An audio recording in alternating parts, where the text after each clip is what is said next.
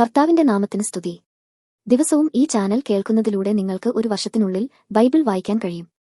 ദയവായി share, subscribe ഒപ്പം support ചെയ്യുക. ഇന്നത്തെ ബൈബിൾ വാക്യങ്ങൾ. ദിനവൃത്താന്തം 2-ാം പുസ്തകം 10-ാം അധ്യായം 1 മുതലുള്ള വാക്യങ്ങൾ. 2 ദിനവൃത്താന്തം 10-ാം അധ്യായം 1 മുതലുള്ള വാക്യങ്ങൾ. രെഹബെയാമിനെ രാജാവാക്കേണ്ടതിന് ഇസ്രയേലെല്ലാം ശേഖേമിൽ വന്നിരുന്നതുകൊണ്ട് അവനും ശേഖേമിൽ ചെന്നു. എന്നാൽ ശലോമോൻ രാജാവിന്റെ സന്നിധിയിൽ നിന്ന് ഓടിപ്പോയി മിസ്രയീമിൽ പാർത്തിരുന്ന നെബാത്തിന്റെ മകനായ യൊരോബെയാം അത് കേട്ടിട്ട് മിസ്രയീമിൽ നിന്നു മടങ്ങിവന്നു. അവർ ആളയച്ചു അവനെ വിളിപ്പിച്ചു. യൊരോബെയാമും എല്ലാ ഇസ്രയേലും വന്നു രെഹബെയാമിനോട്, നിന്റെ അപ്പൻ ഭാരമുള്ള നുകം ഞങ്ങളുടെ മേൽ വെച്ചു. ആകയാൽ നിന്റെ അപ്പന്റെ കഠിനവേലയും അവൻ ഞങ്ങളുടെ മേൽ വെച്ചിരിക്കുന്ന ഭാരമുള്ള നുകവും നീ ഭാരം കുറച്ചു തരേണം, എന്നാൽ ഞങ്ങൾ നിന്നെ സേവിക്കാം എന്ന് പറഞ്ഞു. അവൻ അവരോട് 3 ദിവസം കഴിഞ്ഞിട്ട് വീണ്ടും എന്റെ അടുക്കൽ വരുവീനെന്ന് പറഞ്ഞു. അങ്ങനെ ജനം പോയി. രെഹബെയാം രാജാവ് തന്റെ അപ്പനായ ശലോമോൻ ജീവനോടിരിക്കുമ്പോൾ അവന്റെ സന്നിധിയിൽ നിന്നിരുന്ന വൃദ്ധന്മാരോട് ആലോചിച്ചു. ഈ ജനത്തോട് ഉത്തരം പറയേണ്ടതിന് നിങ്ങൾ എന്താലോചന പറയുന്നു എന്ന് ചോദിച്ചു. അതിനു അവർ അവനോട്, നീ ജനത്തോട് ദയ കാണിച്ചു അവരെ പ്രസാദിപ്പിച്ചു. അവരോട് നല്ല വാക്ക് പറഞ്ഞാൽ അവർ എന്നും നിനക്ക് ദാസന്മാരായിരിക്കും എന്ന് പറഞ്ഞു. എന്നാൽ വൃദ്ധന്മാർ തന്നോട് പറഞ്ഞ ആലോചന അവൻ ത്യജിച്ചു.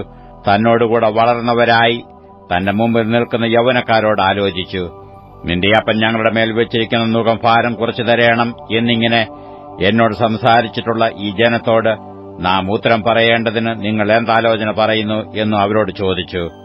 അവനോടുകൂടെ വളർന്നിരുന്ന യൗവനക്കാർ അവനോട്, നിന്റെ അപ്പൻ ഭാരമുള്ള നുകം ഞങ്ങളുടെ മേൽ വെച്ചു, നീ അത് ഭാരം കുറച്ചു തരേണം എന്ന് നിന്നോട് പറഞ്ഞ ജനത്തോട്, എന്റെ ചെറുവിരൽ എന്റെ അപ്പന്റെ അരയേക്കാൾ വണ്ണമുള്ളതായിരിക്കും.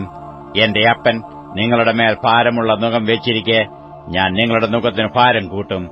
എന്റെ അപ്പൻ നിങ്ങളെ ചമ്മട്ടിക്കൊണ്ട് ദണ്ഡിപ്പിച്ചു, ഞാനോ നിങ്ങളെ തേളിനെക്കൊണ്ട് ദണ്ഡിപ്പിക്കും എന്നിങ്ങനെ നീ ഉത്തരം പറയണമെന്ന് പറഞ്ഞു.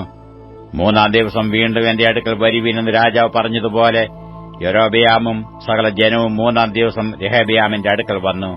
എന്നാൽ രാജാവ് അവരോട് കഠിനമായിട്ട് ഉത്തരം പറഞ്ഞു. രെഹബെയാം രാജാവ് വൃദ്ധന്മാരുടെ ആലോചന ത്യജിച്ചു.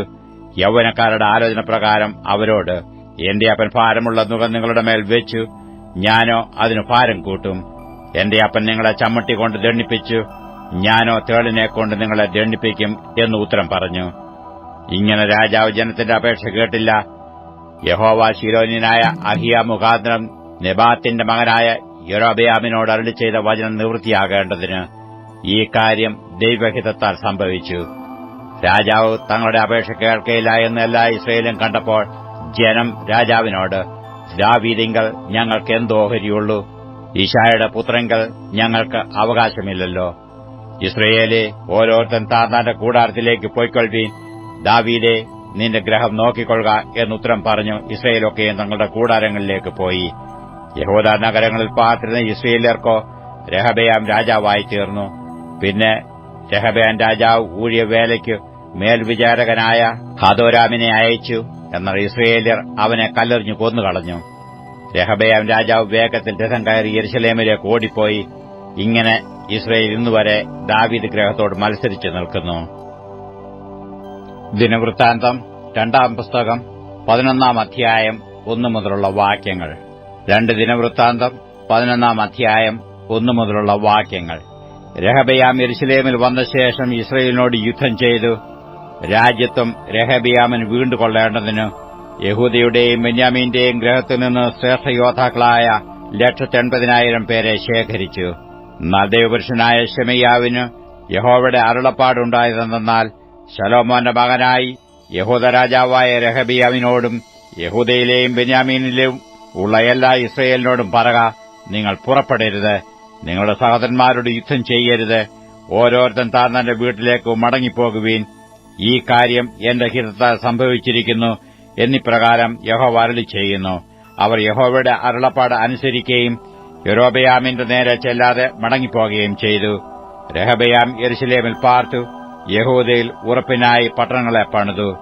അവൻ യഹൂദയിലും ബെന്യാമീനിലുമുള്ള ബേത്ലഹേം, ഏതാം, തെക്കോവ, ബേത്സൂർ, സോഖോ, അതുല്ല, ഗത്ത്, മാരേശ, സീഫ്, അദോരയീം, ലാഖീഷ്, അസേഖ, സോര, അയ്യാലോൻ, ഹെബ്രോൻ എന്നിവയെ ഉറപ്പുള്ള പട്ടണങ്ങളായി പണിതു. അവൻ കോട്ടകളെയും ഉറപ്പിച്ചു. അവയിൽ പടനായകന്മാരെ ആക്കി ഭക്ഷണസാധനങ്ങളും എണ്ണയും വീഞ്ഞും ശേഖരിച്ചു വെച്ചു. അവൻ ഓരോ പട്ടണത്തിലും വൻ പരിചകളും കുന്തങ്ങളും വെച്ചു അവയെ നല്ലവണ്ണം ഉറപ്പിച്ചു. യഹൂദയും ബെന്യാമീനും അവന്റെ പക്ഷത്തുണ്ടായിരുന്നു. എല്ലാ ഇസ്രയേലിലുമുള്ള പുരോഹിതന്മാരും ലേവ്യരും സകല ദിക്കുകളിൽ നിന്നും അവന്റെ അടുക്കൽ വന്നു ചേർന്നു. യൊരോബെയാമും പുത്രന്മാരും ലേവ്യരെ യഹോവയുടെ പൌരോഹിത്യത്തിൽ നിന്ന് നീക്കിക്കളഞ്ഞു. താൻ ഉണ്ടാക്കിയ പൂജാഗിരികൾക്കും മേഷവിഗ്രഹങ്ങൾക്കും കാളക്കുട്ടികൾക്കും വേറെ പുരോഹിതന്മാരെ നിയമിച്ചതുകൊണ്ട് ലേവ്യർ തങ്ങളുടെ പുൽപ്പുറങ്ങളും അവകാശങ്ങളും വിട്ടൊഴിഞ്ഞു യഹൂദയിലേക്കും യെരുശലേമിലേക്കും വന്നു. അവരുടെ പിന്നാലെ ഇസ്രയേലിന്റെ സകല ഗോത്രങ്ങളിൽ നിന്നും ഇസ്രയേലിന്റെ ദൈവമായ യഹോവയെ അന്വേഷിക്കേണ്ടതിന് മനസ്സുവെച്ചവരും തങ്ങളുടെ പിതാക്കന്മാരുടെ ദൈവമായ യഹോവയ്ക്ക് യാഗം കഴിപ്പാൻ യെരുശലേമിൽ വന്നു. ഇങ്ങനെ അവർ 3 സംവത്സരം ദാവീദിന്റെയും ശലോമോന്റെയും വഴിയിൽ നടന്നു. 3 സംവത്സരത്തോളം യഹൂദരാജ്യത്തിന് ഉറപ്പുവരുത്തുകയും ശലോമോന്റെ മകനായ രെഹബെയാമിനെ ബലപ്പെടുത്തുകയും ചെയ്തു. രെഹബെയാം ദാവീദിന്റെ മകനായ യെരീമോത്തിന്റെ മകളായ മഹലാത്തിനെയും ഇശായുടെ മകനായ എലിയാബിന്റെ മകളായ അബീഹയിലിനെയും വിവാഹം കഴിച്ചു. അവൾ അവന് യെയൂശ്, ശെമര്യാവ്, സാഹം എന്നീ പുത്രന്മാരെ പ്രസവിച്ചു. അവരുടെ ശേഷം അവൻ അബ്ശലോമിന്റെ മകളായ മയഖയെ വിവാഹം കഴിച്ചു. അവൾ അവന് അബിയാവ്, അഥായി, സീസ, ശെലോമീത്ത് എന്നിവരെ പ്രസവിച്ചു. രെഹബെയാം തന്റെ സകല ഭാര്യമാരിലും വെപ്പാട്ടികളിലും വെച്ച് അബ്ശലോമിന്റെ മകളായ മയഖയെ അധികം സ്നേഹിച്ചു. അവൻ 18 ഭാര്യമാരെയും 60 വെപ്പാട്ടികളെയും പരിഗ്രഹിച്ചിരുന്നു. 28 പുത്രന്മാരെയും 60 പുത്രിമാരെയും ജനിപ്പിച്ചു. രെഹബെയാം മയഖയുടെ മകനായ അബിയാവെ രാജാവാക്കുവാൻ ഭാവിച്ചതുകൊണ്ട് അവനെ അവന്റെ സഹോദരന്മാരിൽ തലവനും പ്രധാനിയുമായി നിയമിച്ചു. അവൻ ബുദ്ധിയോടെ പ്രവർത്തിച്ചു. യഹൂദയുടെയും ബെന്യാമീന്റെയും ദേശങ്ങളിലൊക്കെയും ഉറപ്പുള്ള പട്ടണങ്ങളിലേക്കെല്ലാം തന്റെ പുത്രിമാരെയൊക്കെയും പിരിച്ചയച്ചു. അവർക്ക് ധാരാളം ഭക്ഷണസാധനങ്ങൾ കൊടുക്കുകയും അവർക്കുവേണ്ടി അനവധി ഭാര്യമാരെ അന്വേഷിക്കുകയും ചെയ്തു. ലൂക്കോസ് എഴുതിയ സുവിശേഷം 13-ാം അധ്യായം 1 മുതലുള്ള വാക്യങ്ങൾ. ലൂക്കോസ് എഴുതിയ സുവിശേഷം 13-ാം അധ്യായം 1 മുതലുള്ള വാക്യങ്ങൾ. ആ സമയത്ത് തന്നെ അവിടെ ഉണ്ടായിരുന്ന ചിലർ പീലാത്തോസ് ചില ഗലീലക്കാരുടെ ചോര അവരുടെ യാഗങ്ങളോട് കലർത്തിയ വർത്തമാനം അവനോട് അറിയിച്ചു. അതിനു അവൻ ഉത്തരം പറഞ്ഞത്, ആ ഗലീലക്കാർ ഇത് അനുഭവിക്കയാൽ എല്ലാ ഗലീലക്കാരിലും പാപികൾ ആയിരുന്നുവെന്ന് നിങ്ങൾക്ക് തോന്നുന്നുവോ? അല്ലല്ല, മാനസാന്തരപ്പെടാഞ്ഞാൽ നിങ്ങളെല്ലാവരും അങ്ങനെ തന്നെ നശിച്ചുപോകും എന്ന് ഞാൻ നിങ്ങളോട് പറയുന്നു. അല്ല, ശിലോഹാമിലെ ഗോപുരം വീണു മരിച്ചുപോയ ആ 18 പേർ യെരുശലേമിൽ പാർക്കുന്ന സകല മനുഷ്യരിലും കുറ്റക്കാർ ആയിരുന്നു എന്ന് തോന്നുന്നുവോ? അല്ലല്ല, മാനസാന്തരപ്പെടാഞ്ഞാൽ നിങ്ങളെല്ലാവരും അങ്ങനെ തന്നെ നശിച്ചുപോകും എന്ന് ഞാൻ നിങ്ങളോട് പറയുന്നു. അവൻ ഈ ഉപമയും പറഞ്ഞു. ഒരുത്തന് തന്റെ മുന്തിരിത്തോട്ടത്തിൽ നട്ടിരുന്നൊരു അത്തിവൃക്ഷമുണ്ടായിരുന്നു. അവൻ അതിൽ ഫലം തിരഞ്ഞുവന്നു, കണ്ടില്ലതാനും. അവൻ തോട്ടക്കാരനോട്, ഞാനിപ്പോൾ 3 സംവത്സരമായി ഈ അതിയിൽ ഫലം തിരഞ്ഞുവരുന്നു, കാണുന്നില്ലതാനും. അതിനെ വെട്ടിക്കളക, അത് നിലത്തെ നിഷ്ഫലമാക്കുന്നത് എന്തിന് എന്ന് പറഞ്ഞു. അതിനു അവൻ, കർത്താവേ, ഞാൻ അതിനു ചുറ്റും കിളച്ചും വളം ഇടുവോളം ഈ ആണ്ടുകൂടെ നിൽക്കട്ടെ, മേലാൽ കായ്ച്ചെങ്കിലോ, ഇല്ലെങ്കിൽ വെട്ടിക്കളയാം എന്ന് ഉത്തരം പറഞ്ഞു. ഒരു ശബ്ബത്തിൽ അവൻ ഒരു പള്ളിയിൽ ഉപദേശിച്ചുകൊണ്ടിരുന്നു. അവിടെ 18 സംവത്സരമായി ഒരു രോഗാത്മാവ് ബാധിച്ചിട്ട് ഒട്ടും നിവരുവാൻ കഴിയാതെ കൂനിയായൊരു സ്ത്രീ ഉണ്ടായിരുന്നു. യേശു അവളെ കണ്ട് അടുക്ക വിളിച്ചു, സ്ത്രീയെ, നിന്റെ രോഗബന്ധനം അഴിഞ്ഞിരിക്കുന്നു എന്ന് പറഞ്ഞു അവളുടെ മേൽ കൈവച്ചു. അവൾ ക്ഷണത്തിൽ നിവർന്നു ദൈവത്തെ മഹത്വപ്പെടുത്തി. യേശു ശബ്ബത്തിൽ സൌഖ്യമാക്കിയതുകൊണ്ട് പള്ളിപ്രമാണി നീരസപ്പെട്ടു പുരുഷാരത്തോടെ, വേല ചെയ്യുവാൻ 6 ദിവസമുണ്ടല്ലോ, അതിനകം വന്ന് സൌഖ്യം വർദ്ധിച്ചുകൊള്ളുവീൻ, ശബ്ബത്തിൽ അരുതേ എന്ന് പറഞ്ഞു. കർത്താവ് അവനോട്, കപടഭക്തിക്കാരെ, നിങ്ങളിൽ ഓരോരുത്തൻ ശബ്ബത്തിൽ തന്റെ കാളയെയോ കഴുതയെയോ തൊട്ടിയിൽ നിന്നു അഴിച്ചുകൊണ്ടുപോയി വെള്ളം കുടിപ്പിക്കുന്നില്ലയോ? എന്നാൽ സാത്താൻ 18 സംവത്സരമായി ബന്ധിച്ചിരുന്ന അബ്രഹാമിന്റെ മകളായ ഇവിടെ ശബ്ബത്ത് നാളിൽ ഈ ബന്ധനം അഴിച്ചുവിടേണ്ടതല്ലയോ എന്ന് ഉത്തരം പറഞ്ഞു. അവനിത് പറഞ്ഞപ്പോൾ അവന്റെ വിരോധികളെല്ലാവരും നാണിച്ചു. അവനാൽ നടക്കുന്ന സകല മഹിമകളാലും പുരുഷാരമൊക്കെയും സന്തോഷിച്ചു. പിന്നെ അവൻ പറഞ്ഞത്, ദൈവരാജ്യം ഏതിനോട് സാദൃശ്യം? ഏതിനോട് അതിനെ ഉപമിക്കേണ്ടു? ഒരു മനുഷ്യനെടുത്ത് തന്റെ തോട്ടത്തിൽ ഇട്ട കടുകുമണിയോട് അത് സദൃശ്യം. അത് വളർന്നു വൃക്ഷമായി. ആകാശത്തിലെ പക്ഷികളും വന്നു അതിന്റെ കൊമ്പുകളിൽ വസിച്ചു. പിന്നെയും അവൻ ദൈവരാജ്യത്തെ ഏതിനോട് ഉപമിക്കേണ്ടു? അത് പുളിച്ച മാവിനോട് തുല്യം. അത് ഒരു സ്ത്രീ എടുത്തു 3 പറ മാവിൽ ചേർത്ത് എല്ലാം പുളിച്ചു വരുവോളം അടക്കി വെച്ചു എന്ന് പറഞ്ഞു. അവൻ പട്ടണം തോറും ഗ്രാമം തോറും സഞ്ചരിച്ച് യെരുശലേമിലേക്ക് യാത്ര ചെയ്തു. അപ്പോൾ ഒരുത്തൻ അവനോട്, കർത്താവേ, രക്ഷിക്കപ്പെടുന്നവർ ചുരുക്കമോ എന്ന് ചോദിച്ചതിന് അവനോട് പറഞ്ഞത്, ഇടുക്കുവാതിലൂടെ കടപ്പാൻ പോരാടുവീൻ. പലരും കടപ്പാൻ നോക്കും, കഴിയുകയില്ല താനും എന്ന് ഞാൻ നിങ്ങളോട് പറയുന്നു. വീട്ടുടയവൻ എഴുന്നേറ്റ് കതക് അടച്ച ശേഷം നിങ്ങൾ പുറത്തുനിന്ന്, കർത്താവെ, തുറന്നു തരണമേ എന്ന് പറഞ്ഞുകൊണ്ട് കതകിന് മുട്ടിത്തുടങ്ങുമ്പോൾ, നിങ്ങൾ എവിടെ നിന്ന് എന്ന് ഞാൻ അറിയുന്നില്ല എന്ന് അവനുത്തരം പറയും. അന്നേരം നിങ്ങൾ, നിന്റെ മുമ്പിൽ ഞങ്ങൾ തിന്നുകയും കുടിക്കുകയും ഞങ്ങളുടെ തെരുക്കളിൽ നീ പഠിപ്പിക്കുകയും ചെയ്തുവല്ലോ എന്ന് പറഞ്ഞു തുടങ്ങും. അവനോ, നിങ്ങൾ എവിടെ നിന്ന് എന്ന് ഞാൻ അറിയുന്നില്ല എന്ന് ഞാൻ നിങ്ങളോട് പറയുന്നു. അനീതി പ്രവർത്തിക്കുന്ന ഏവരുമായുള്ളവരെ, എന്നെ വിട്ടു പോകുവീൻ എന്ന് പറയും. അവിടെ അബ്രഹാമും ഇസഹാക്കും യാക്കോബും സകല പ്രവാചകന്മാരും ദൈവരാജ്യത്തിൽ ഇരിക്കുന്നതും നിങ്ങളെ പുറത്ത് തള്ളിക്കളഞ്ഞതും നിങ്ങൾ കാണുമ്പോൾ കരച്ചിലും പല്ലുകടിയും ഉണ്ടാകും. കിഴക്കുനിന്നും പടിഞ്ഞാറുനിന്നും തെക്കുനിന്നും വടക്കുനിന്നും അനേകർ വന്ന് ദൈവരാജ്യത്തിൽ പന്തിയിലിരിക്കും. മുമ്പന്മാരായിത്തീരുന്ന പിമ്പന്മാരുണ്ട്, പിമ്പന്മാരായിത്തീരുന്ന മുമ്പന്മാരുമുണ്ട്. ആ നാഴികയിൽ തന്നെ ചില പരീശന്മാർ അടുത്തുവന്നു, ഇവിടം വിട്ടുപോയിക്കൊള്ളുക, ഹെരോദാവ് നിന്നെ കൊല്ലുവാൻ ഇച്ഛിക്കുന്നു എന്ന് അവനോട് പറഞ്ഞു. അവൻ അവരോട് പറഞ്ഞത്, നിങ്ങൾ പോയി ആ കൂർക്കനോട്, ഞാൻ ഇന്നും നാളെയും ഭൂതങ്ങളെ പുറത്താക്കുകയും രോഗശാന്തി വരുത്തുകയും 3-ാം നാളിൽ സമാപിക്കുകയും ചെയ്യും. എങ്കിലും ഇന്നും നാളെയും മറ്റന്നാളും ഞാൻ സഞ്ചരിക്കേണ്ടതാകുന്നു. യെരുശലേമിന് പുറത്തുവെച്ച് ഒരു പ്രവാചകൻ നശിച്ചു പോകുന്നത് അസംഭവ്യമല്ലോ എന്ന് പറവീൻ. യെരുശലേമേ, യെരുശലേമേ, പ്രവാചകന്മാരെ കൊല്ലുകയും നിന്റെ അടുക്കൽ അയച്ചിരിക്കുന്നവരെ കല്ലെറിയുകയും ചെയ്യുന്നവളെ, കോഴി തന്റെ കുഞ്ഞുങ്ങളെ ചിറകിൻ കീഴിൽ ചേർക്കും പോലെ നിന്റെ മക്കളെ എത്ര വട്ടം ചേർത്തുകൊള്ളുവാൻ എനിക്ക് മനസ്സായിരുന്നു. നിങ്ങൾക്കോ മനസ്സായില്ല. നിങ്ങളുടെ ഭവനം ശൂന്യമായി തീരും. കർത്താവിന്റെ നാമത്തിൽ വരുന്നവൻ അനുഗ്രഹിക്കപ്പെട്ടവൻ എന്ന് നിങ്ങൾ പറയുവോളം നിങ്ങൾ എന്നെ കാണുകയില്ല എന്ന് ഞാൻ നിങ്ങളോട് പറയുന്നു. 2-ാം സങ്കീർത്തനം 1 മുതലുള്ള വാക്യങ്ങൾ. 2-ാം സങ്കീർത്തനം 1 മുതലുള്ള വാക്യങ്ങൾ. ജാതികൾ കലഹിക്കുന്നതും വംശങ്ങൾ വ്യർത്ഥമായത് നിരൂപിക്കുന്നതുമെന്ത്? യഹോവയ്ക്കും അവന്റെ അഭിഷക്തനും വിരോധമായി ഭൂമിയിലെ രാജാക്കന്മാർ എഴുന്നേൽക്കുകയും അധിപതികൾ തമ്മിൽ ആലോചിക്കുകയും ചെയ്യുന്നത്. നാം അവരുടെ കെട്ടുകളെ പൊട്ടിച്ച് അവരുടെ കയറുകളെ എറിഞ്ഞുകളക. സ്വർഗ്ഗത്തിൽ വസിക്കുന്നവൻ ചിരിക്കുന്നു, കർത്താവ് അവരെ പരിഹസിക്കുന്നു. അന്ന് അവൻ കോപത്തോടെ അവരോട് അരുളിച്ചെയ്യും, ക്രോധത്തോടെ അവരെ ഭ്രമിപ്പിക്കും. എന്റെ വിശുദ്ധപർവ്വതമായ സിയോനിൽ ഞാൻ എന്റെ രാജാവിനെ വാഴിച്ചിരിക്കുന്നു. ഞാൻ ഒരു നിർണയം പ്രസ്താവിക്കുന്നു. യഹോവ എന്നോട് അരുളിച്ചെയ്തത്, നീ എന്റെ പുത്രൻ, ഇന്ന് ഞാൻ നിന്നെ ജനിപ്പിച്ചിരിക്കുന്നു. എന്നോട് ചോദിച്ചുകൊള്ളുക, ഞാൻ നിനക്ക് ജാതികളെ അവകാശമായും ഭൂമിയുടെ അറ്റങ്ങളെ കൈവശമായും തരും. ഇരുമ്പുകോൽ കൊണ്ട് നീ അവരെ തകർക്കും, കുശവന്റെ പാത്രം പോലെ അവരെ ഉടയ്ക്കും. ആകയാൽ രാജാക്കന്മാരെ ബുദ്ധി പഠിപ്പീൻ, ഭൂമിയിലെ ന്യായാധിപന്മാരെ ഉപദേശം കൈക്കൊള്ളുവീൻ. ഭയത്തോടെ യഹോവയെ സേവിപ്പീൻ, വിറയലോടെ ഘോഷിച്ചുല്ലസിപ്പീൻ. അവൻ കോപിച്ചിട്ട് നിങ്ങൾ വഴിയിൽ വെച്ച് നശിക്കാതിരിപ്പാൻ പുത്രനെ ചുംബിപ്പീൻ. അവന്റെ കോപം ക്ഷണത്തിൽ ജ്വലിക്കും. അവനെ ശരണം പ്രാപിക്കുന്നവരൊക്കെയും ഭാഗ്യവാന്മാർ. 11-ാം പാട്ട്.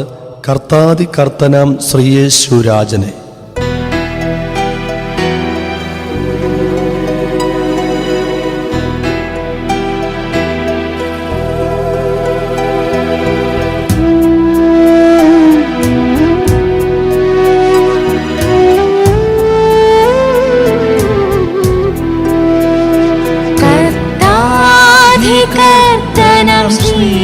യേശുരാജനെ വാഴ്ത്തുവിൻ,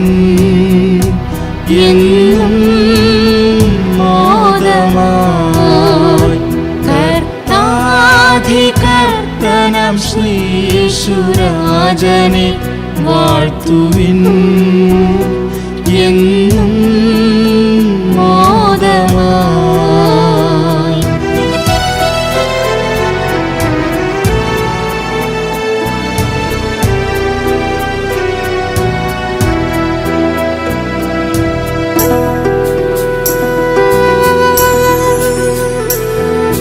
ദൂതരിൻ സ്തുതികളിൽ വസിക്കും പുണ്യാത്മനേ അനുദിനവും. ദൂതരിൻ സ്തുതികളിൽ വസിക്കും പുണ്യാത്മനേ അനുദിനവും. മർത്യരാം ഞങ്ങൾ പാടി സ്തുതിക്കും ഏഴകൾ സ്തുതിയെ അംഗീകരിക്കണേ നാഥനേ.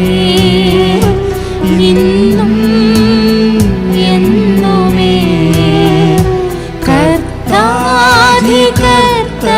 ശ്രീ യേശുരാജനെ വാഴ്ത്തുവിൻ. എന്നും മോദമായി. കർത്താധികർത്തനം ശ്രീ യേശുരാജനെ വാഴ്ത്തുവിൻ. എന്നും മോദമായി.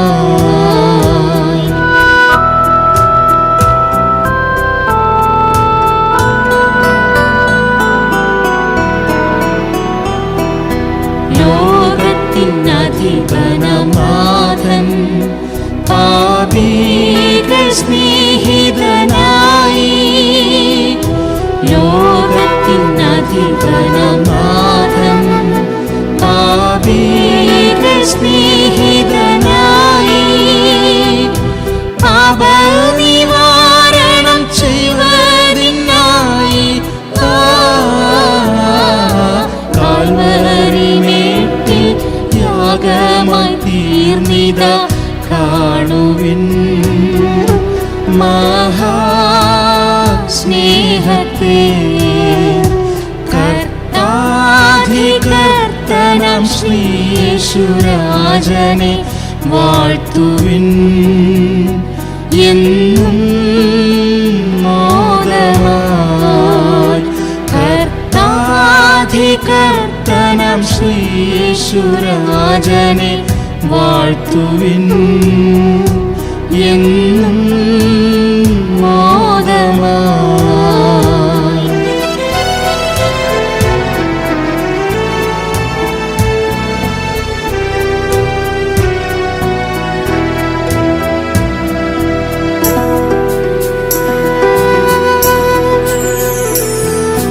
പാപത്തിൻ ഇൻപത്തെ വെറുത്ത് രക്ഷകൻ പാതെ നാം ചേരാൻ.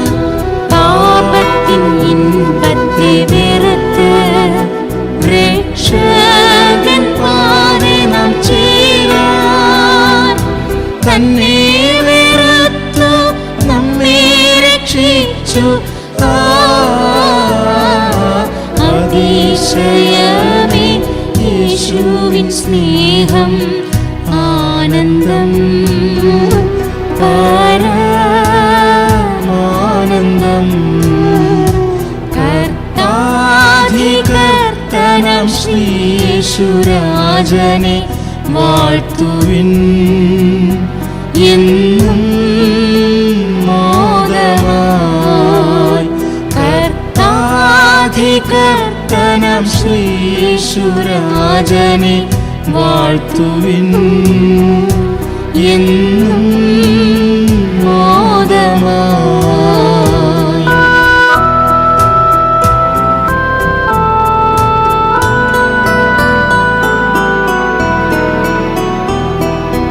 ഉയരത്തിൻ ശക്തിയെ ധരിച്ച് ആത്മാവിൽ അനുദിനം വളർന്ന്.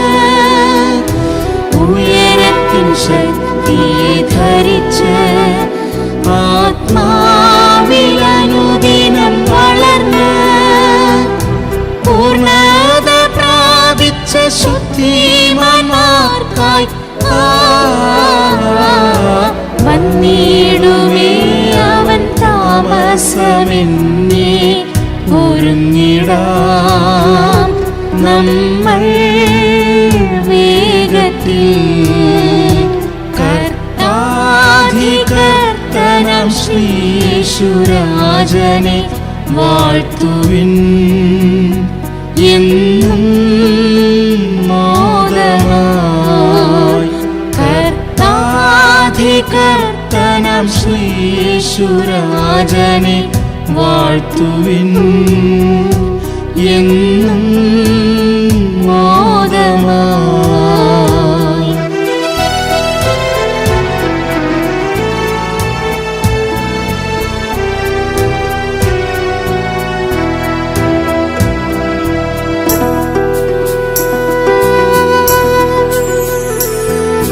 മണവാളൻ വന്നിടും നാളിൽ കാന്തയിൻ ഖേദങ്ങൾ തീർന്ന് മണവാളൻ വന്നിടും നാളിൽ കാന്തയിൻ ഖേദങ്ങൾ തീർന്ന് തന്നോട് കൂടെന്നും മോദമായി വാഴും